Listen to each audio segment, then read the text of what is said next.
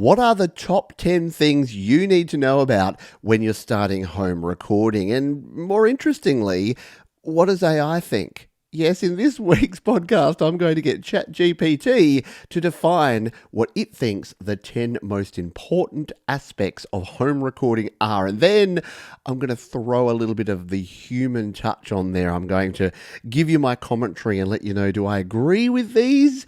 Can we build upon them?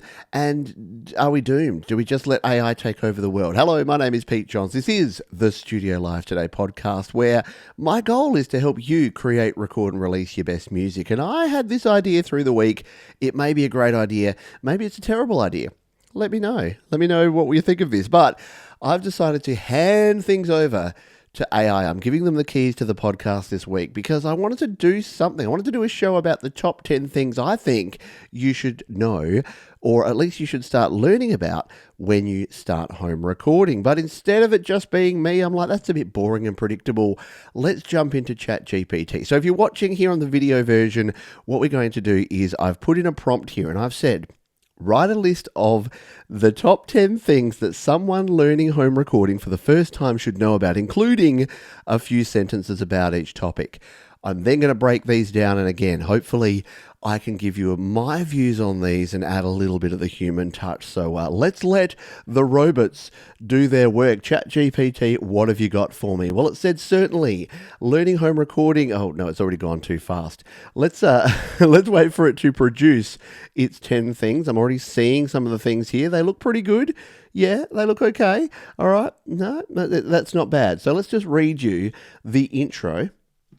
It says, certainly learning home recording can be a rewarding endeavor, but there are several key things to keep in mind to ensure your success. Here are the top 10 things someone learning home recording for the first time should know about. I feel a little bit like David Letterman doing this. So I will go through these one by one. Again, if you're watching on the video version, you'll see these on the screen so you can see proof that I'm doing this live to tape. I'm not cherry picking. I'm not changing anything up. If you are listening to the audio version, you'll just have to trust me or jump over to studiolivetoday.com to find out what's going on here. So, number one, it's talking about room acoustics. Now, this is very interesting considering that, again, if you're watching the video, I'm recording here in my bedroom studio. So acoustics are probably not my strong point. So for the fact that it's number one, it's a little bit confronting for me. Let's see what they have to say.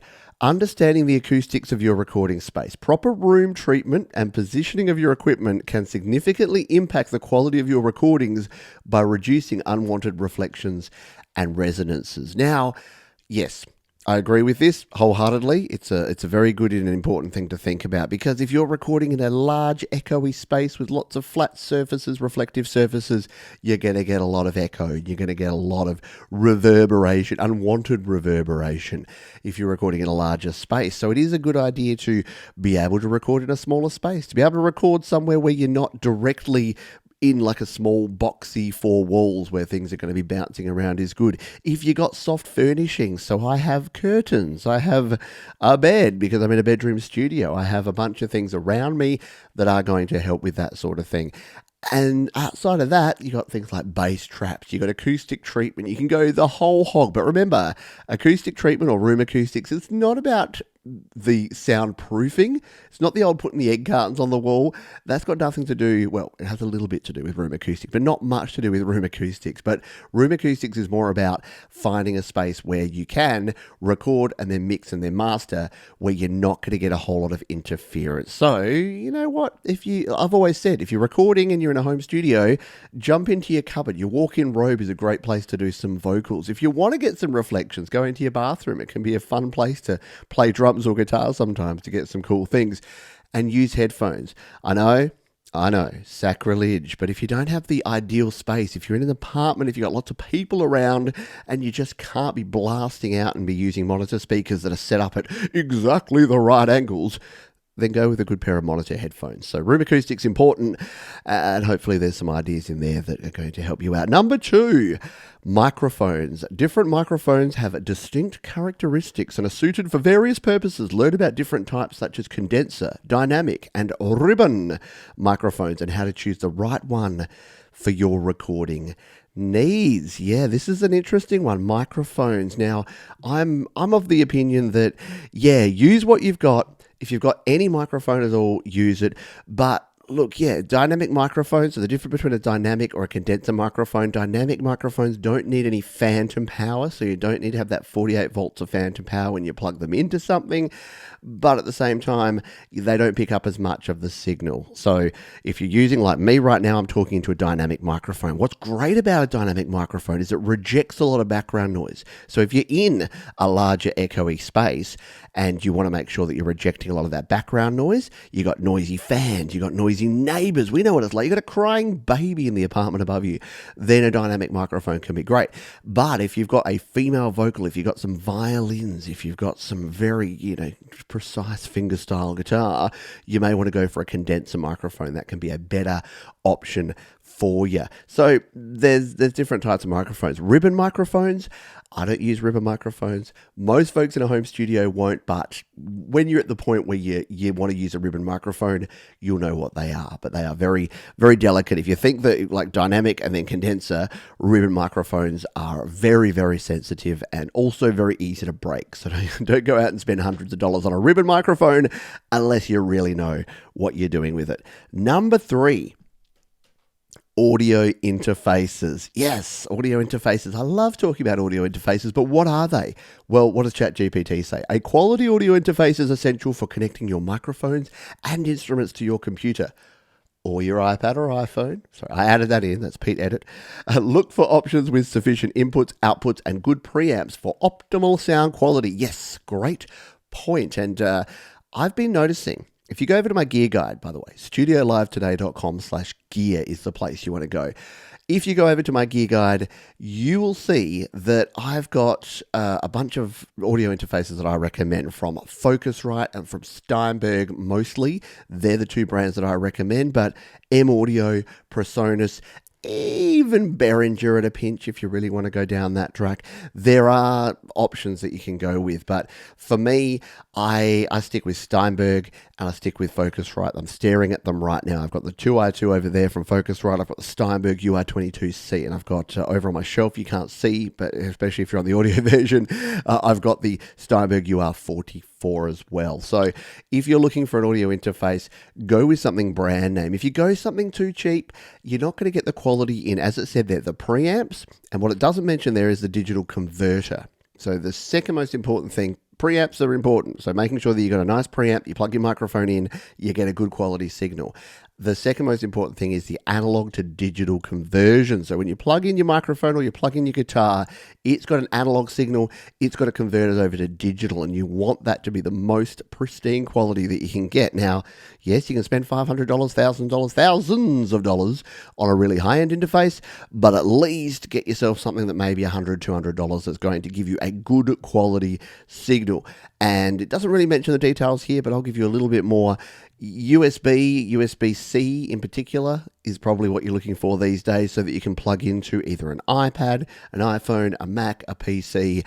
There's ways to convert it. You can use Lightning to USB adapters if you're using an iPhone or an older iPad, and you can use a USB-A or USB-C if you're connecting up to different devices. But basically the way an audio interface works is you plug in your gear, you plug the audio interface into your device, and then you can record in, and it captures it using a preamp or using a converter in the case of a guitar or a MIDI keyboard, not a MIDI keyboard, but a keyboard or a synthesizer, and then it converts that from analog to digital. So yes, a audio interface, very important. Number 4. Digital audio workstation. Try that again. Digital audio workstation. Choose and become proficient with a DAW software. This is where you'll record, edit, mix, and produce your music. Popular options include Pro Tools, Ableton Live, Logic Pro, and FL Studio. Good old Fruity Loops. No mention of GarageBand, but of course around here we love GarageBand, and I highly recommend GarageBand, especially if you're starting out, and especially if you want 2,000 plus videos all about how to produce music using GarageBand on your iPhone or your iPad. Shameless self-promotion. But honestly, what I say about DAWs or digital audio workstations is try them out. Usually you can try them either for free or for low cost, or you can do trials and things. Logic Pro, for instance, from Apple, you get a free trial, 30 days on iPad, 90 days on your Mac, and you can try it out, see if it works for you. If not, go back to GarageBand. It's free. And there's a heap of great DAWs. You've got Cakewalk by BandLab. You've got Reaper on your PC. Basically, there's a heap of options out there, and it's going to depend. The type of DAW or digital audio workstation you need is going to depend on you as a creator. If you love that loop-based kind of circular flow, Ableton Live might be great for you. If you really like simplicity, GarageBand's going to be great for you. If you want all the bells and whistles and every option under the sun, Reaper is actually a really good option, reaper.fm. So whatever you use, though, as it mentions here in the article, and again, the robots are pretty smart here, make sure that you dive into one and learn it. Don't have DAW envy. It's a bit like GAS, gear acquisition syndrome. There's DAW envy where you're like, oh, I guess I'll use GarageBand, but one day I hope to use Pro Tools. It's like, no, you're actually probably better off if you just learn GarageBand inside and out than if you're an absolute beginner or amateur on Pro Tools. You'll get better results because you'll be able to produce your music quickly, efficiently, effectively, and it'll sound great. Number 5, ChatGPT, what do you got for me? Recording techniques. Learn about mic placement, gain staging, and recording levels. Proper techniques during recording lay the foundation for clean and balanced mix later on. I agree. And it did say a clean and balanced mix later on. That was John's not reading it correctly. So they didn't have the bad English. I did. But recording techniques are super important. I come from the school of Joe Gilder, not technically, not actually, but I love Joe Gilder and I love his home studio videos, and I watched a heap of them, and I listened to a lot of Joe and his podcast with Graham Cochran, and he has something he likes to say, which is get it right at the source. Girats. Not to be confused with Borat. No, Girat, get it right at the source. It just means that it doesn't matter how many plugins you throw at it. It doesn't matter how much mixing and mastering you do. Crap in, crap out. Yeah, I've always said my version of this is if you've got $1 million song and an iPhone, it's going to sound amazing. But if you've got a crappy song and a crappy recording, doesn't matter what studio or DAW or gear you have, if you record it poorly, it's not going to sound good. Doesn't matter if you got $1 million studio, it's going to sound like a $2 song. And nobody wants their song to sound like a $2 song. So your recording techniques are super important. Mic placement is very important. So where you place the mic, if you get right up on the mic, you're going to get the proximity effect, which means it's going to sound a lot lower, but you're also going to get some popping P's.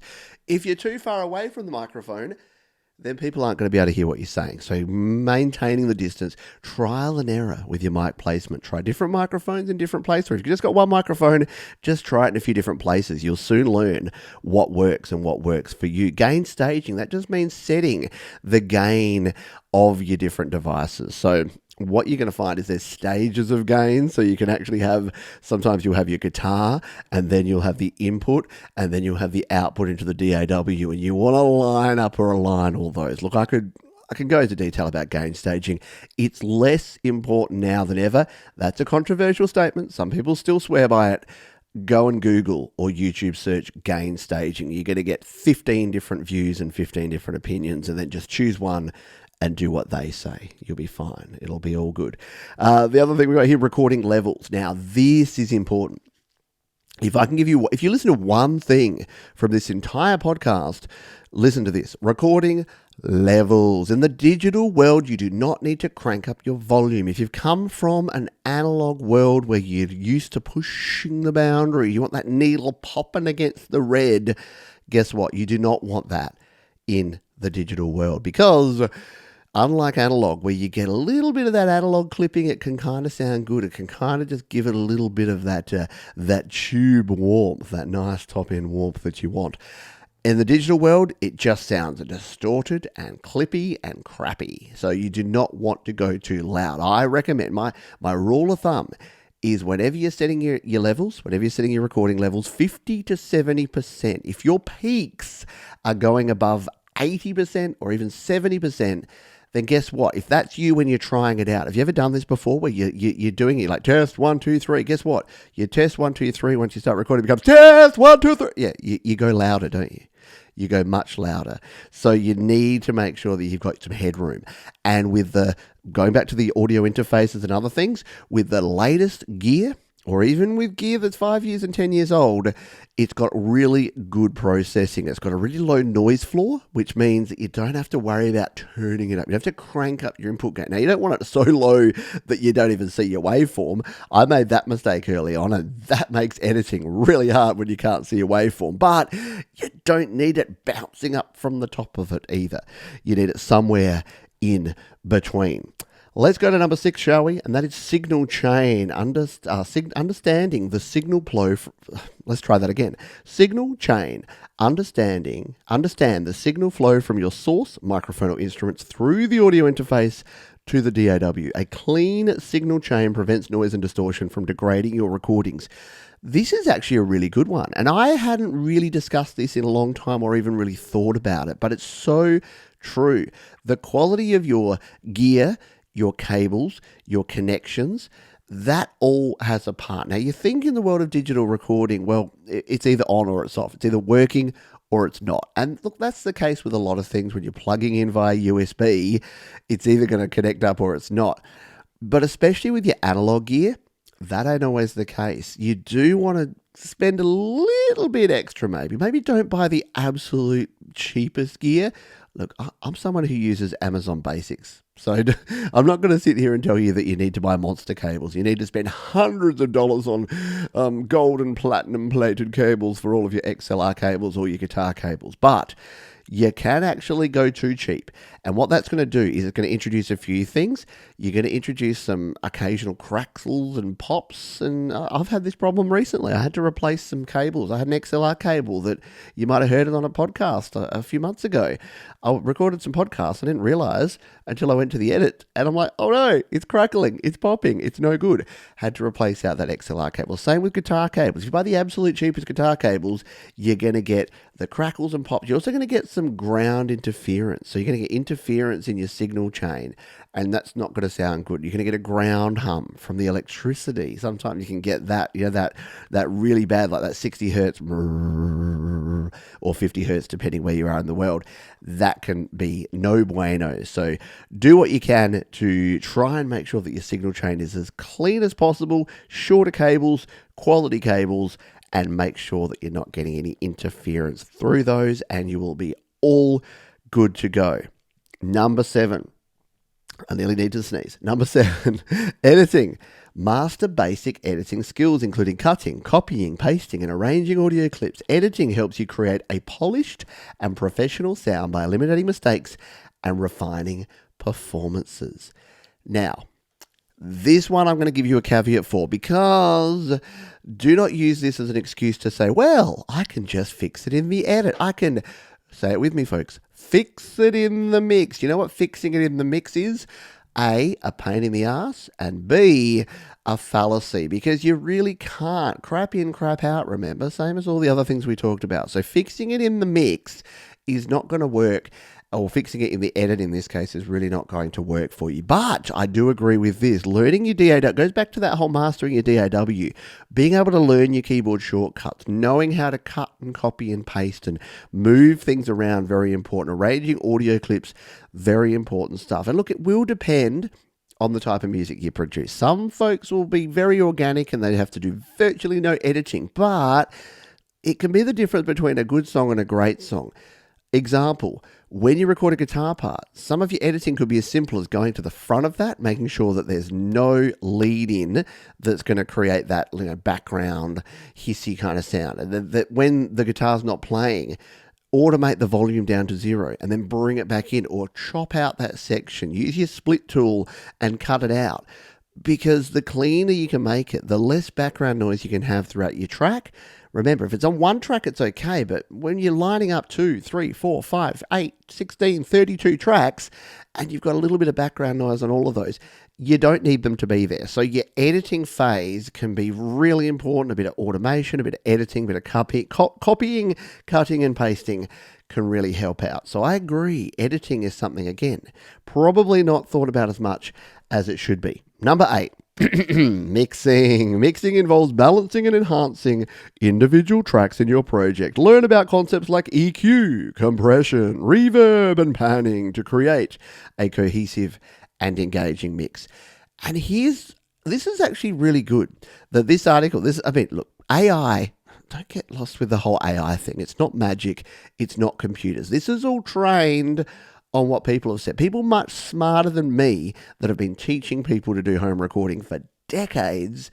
This is what this is all trained on. And the fact that mixing in the top 10 things you need to focus on is number 8 for home recording, I think is actually great. Because a lot of people get into it and they're like, I'm going to learn how to mix music. Hey.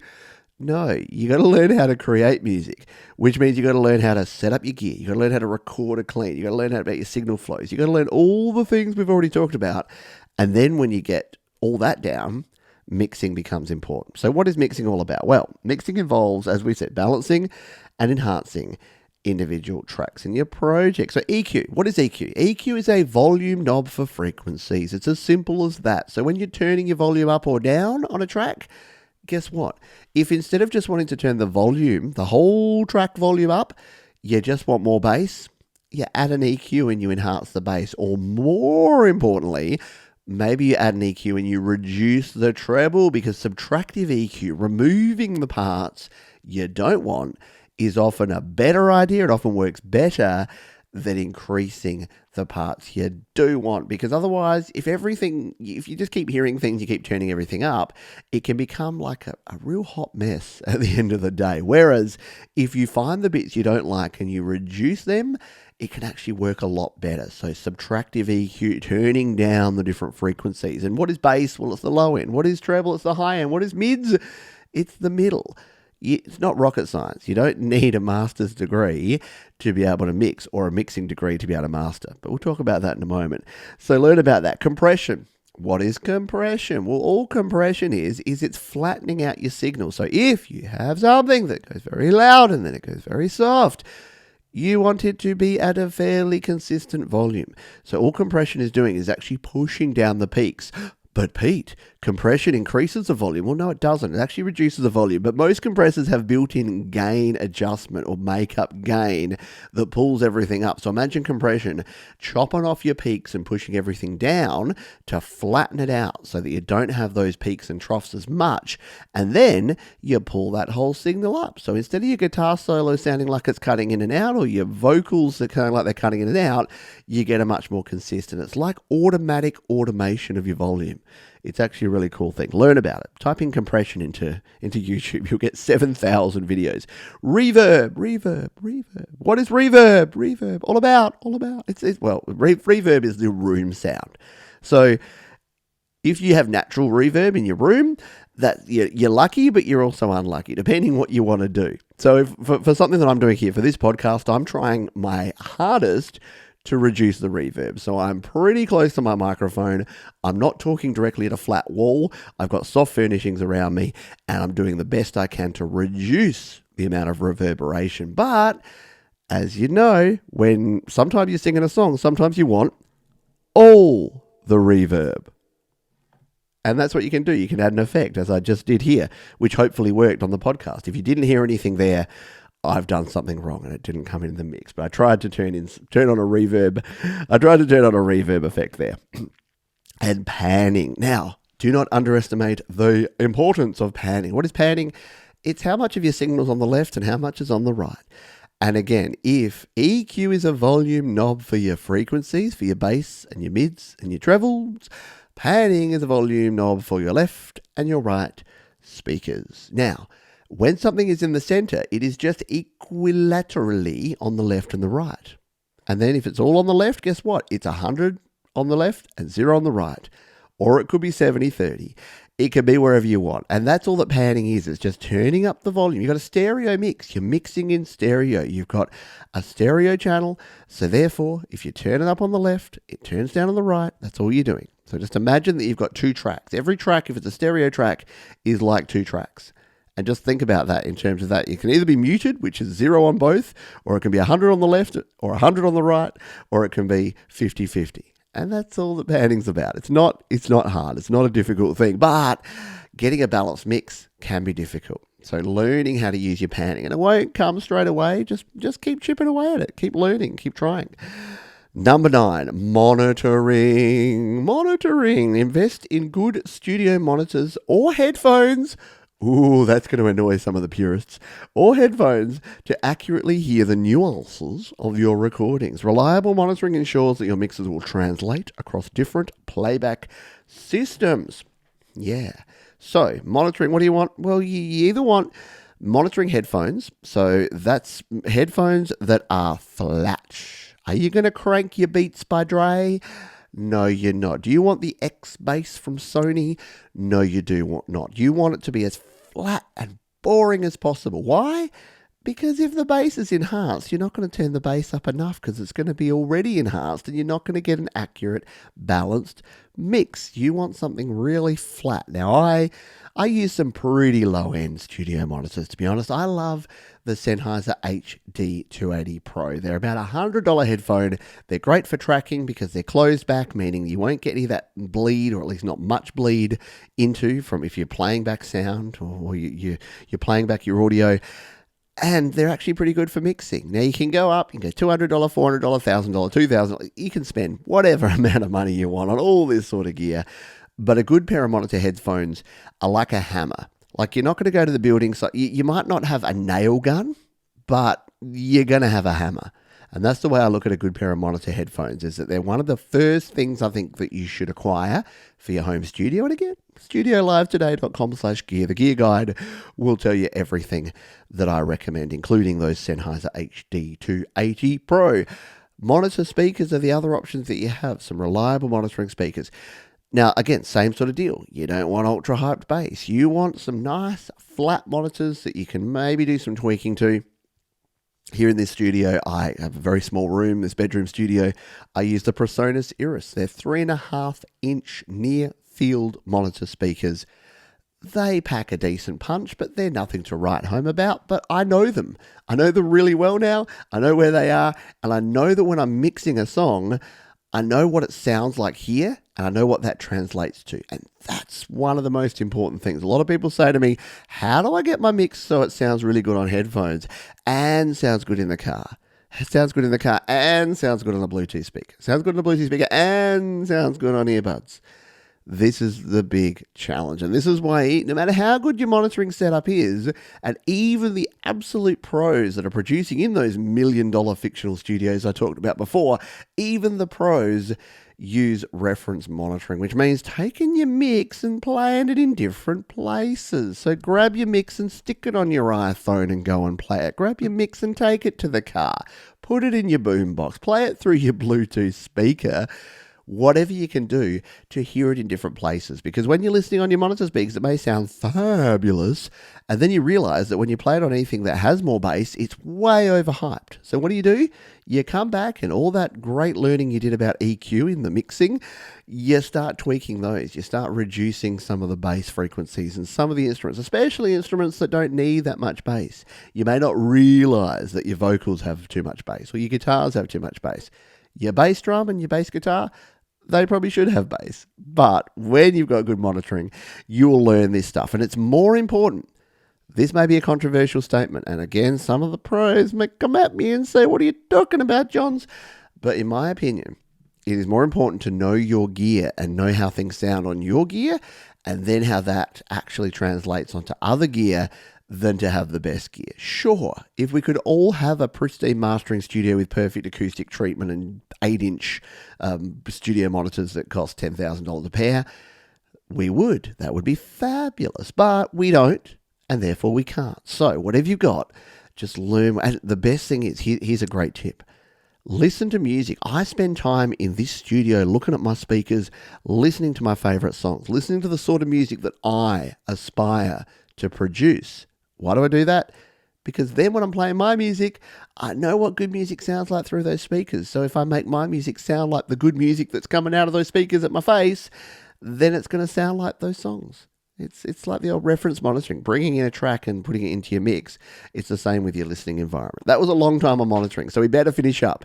Number 10, mastering. It's very important. It's very appropriate, I guess. Not important. The mastering is last. What does the AI robot have to say about mastering? While optional, mastering can greatly improve the final sounds of your recording. It involves finalizing the mix, optimizing loudness, and preparing tracks for distribution on different platforms. So what is mastering? Well, mastering is pretty much what it says there. It's the final step. If your mixing gets you to like 90%, mastering is putting the cherry on top of your cake. It's that last 10%. It's what a lot of people say about mastering is it makes your mixes radio ready. Now, we don't really listen to much music on the radio, at least I don't, many folks don't, or I'll call it streaming ready, or release ready, or distribution ready. And if you want to distribute, DistroKid, yep, studiolivetoday.com/DistroKid. They are a sponsor of this channel, but they are a great way to get your music out there to the world. Mastering, it did say it's optional, and look, it is, and some people kind of master as they go along. And with tools like Logic Pro, I've started using Logic Pro a lot more. You can literally just throw a limiter on your master bus, stick that on, and that's going to bring your volume up and make your final mix competitive. So mastering doesn't have to be complicated. It doesn't have to do a lot.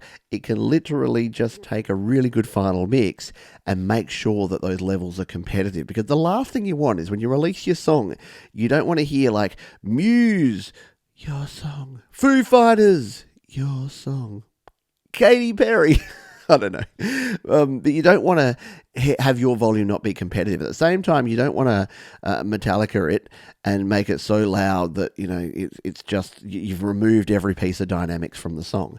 You want to find that happy medium where it's going to sound good and it's going to sound balanced, but it's not blowing your eardrums out and it's not way, way, way over the top. So mastering is an important thing to at least understand the concepts of. Even if you're, as I say, even if all you're going to do with your mastering is make sure that your volume, use a limiter, which is just a compressor, which is like a brick wall compressor that just brings the overall volume of your mix up. But again, don't go nuts with this stuff because the last thing you want to do is not have any dynamic range at all in your song, unless that's the way you want to go. You do you. Let's see, yep, there's a little summary here, so let me just read you this summary for those that are not watching the video version. Remember that learning home recording is a gradual process. Don't be discouraged by initial challenges. Practice, experimentation, and continued learning will lead to improvement over time. Online tutorials, forums, and communities are excellent resources for sharing knowledge and receiving feedback on your recordings. It could have been written by me, myself, and I, because this is exactly what I talk about all the time here at Studio Live Today. The reason I started this channel and my why, my passion, my reason, my raison d'etre is exactly that, to help you create, record, and release your best music. Now, I'm a student too. I'm learning this stuff as well. I'm reading ChatGPT. No, I'm learning from other people. I'm part of communities. I'm sharing my music. I'm getting feedback. I'm doing all the things that I'm recommending because I honestly believe that once you say, well, I know that now, I'm an expert, and you stop learning, you stop growing, and you kind of stop doing the best that you can do. So my advice to you, for what it's worth, is listen to robots. No, is that ChatGPT, A, did a pretty good job with all of this stuff, and B, don't be scared of AI. All of that stuff, you could have gone to a Joe Gilder or a Rick Beato or a Graham Cochran or any home recording guru, and they would have said all that stuff because guess what? AI is trained on all those people. Now, do we need those people? And do we need me? Do we need folks that can expand upon this stuff? I think we do, because you know what ChatGPT is not going to be able to do? Listen to your mix, provide you with feedback, give you a platform to play your music like my Your Music Live show that we do every week, host Songtember, which is coming up around the corner if you're listening to this or watching this podcast here in August. So there's a bunch of things that I think only a human can do. But I'm actually, again, I'm pleasantly impressed and surprised that a list like that can pop up. And hey, who knows? Maybe in the future we'll ask it another 10 tips or maybe 10 ways for your songwriting. And this is where I think AI comes into its own. It's not replacing. We all need to just take deep breaths, relax, because in my experience, AI, don't call it artificial intelligence. I call it human-led automation. And if anything, it just gives you ideas that you can then harness and take and turn into something great. So don't be afraid of the AI, but I hope you got some value out of this one, and I hope you enjoyed it. If you did, if you're watching the YouTube version, thumbs up, guns up, hit the like button right down below. Leave me a comment if you're watching on the replay. If you're here live, hello, you're awesome, you rock. If you're listening on the audio version, why not leave a little review or a rating on your pod player of choice? And don't forget, you can get on over to studiolivetoday.com. You can check out Song Timber. You can check out the gear guide. You can follow me on all the places. You can subscribe to the audio version. You can do it all there. studiolivetoday.com, your one-stop shop. Thank you so much for all of your contributions and for being with me on this week's podcast. I had a blast. It was actually really fun seeing what AI had to say about this topic. And as we say at the end of each and every show here on Studio Live Today, please be kind to yourself, be kind to others, keep creating, and I'll see you on the flip side. Bye for now.